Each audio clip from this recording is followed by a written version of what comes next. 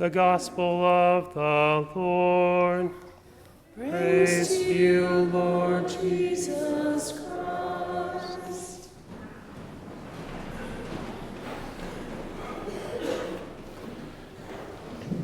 And today we celebrate the Holy Family of Jesus, Mary, and Joseph.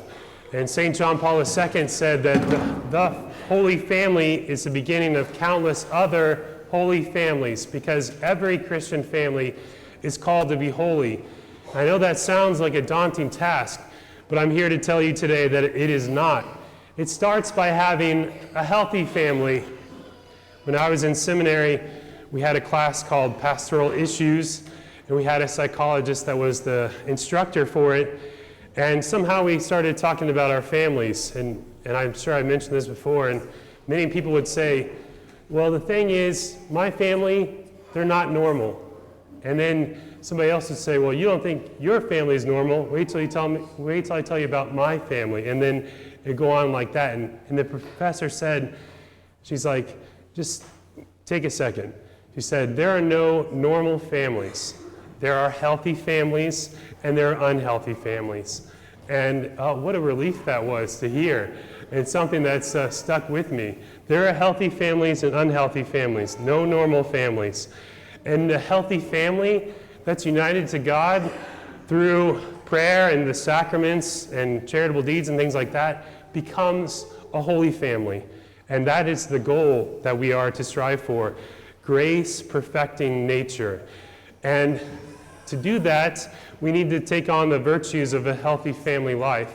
And we hear about these in our readings today from the Holy Family. First of all, from Jesus. For 30 of his 33 years, Jesus lived in quiet, humble life with his family. And in our gospel today, we hear about this incident of him being lost in the temple for 3 days when he's 12 years old. And then St. Luke summarizes 18 years of the life of Jesus between the time he was 12 and the time he was 30 by just saying this: he was obedient to them. That's how he summarizes 18 years of his life. And we think this is really remarkable. Jesus going to fetch water, Jesus gathering wood for the fire, opening and closing the carpentry shop, and planing wood. Jesus, who is God incarnate, being humble and obedient to his parents, all in preparation for his ultimate obedience to his Father's will, through which he brought us salvation and made us children of God. And so that's one thing that we can think about, especially children, obedience and humility. That's those are very important virtues of family life. Then we can look at St. Joseph and Mary. They had mutual love and respect for one another. Joseph loved Mary with all the love of his heart, and Mary likewise loved St. Joseph. And this didn't mean that there weren't at times misunderstandings.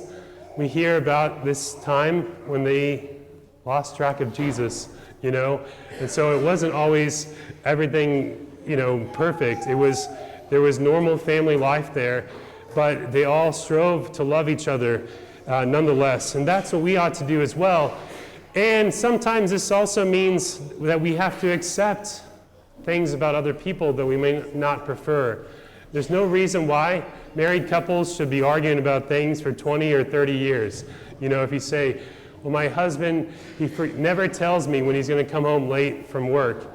Well, at some point, you just have to accept some of these things and say, I'm married to a wonderful person, but they have these certain flaws, and I'm going to put up with them because I love them.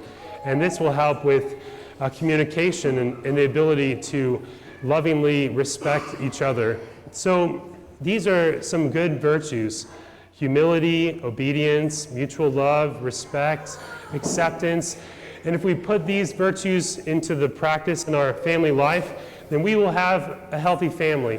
And if we have a healthy family suffused by God's grace, then our families will be holy. Yes, it is a very high expectation, but if God calls us to these heights, then he'll also give us the grace to achieve it. And so out of imitation of the Holy Family, Let us ask God for his grace to make our families holy as well.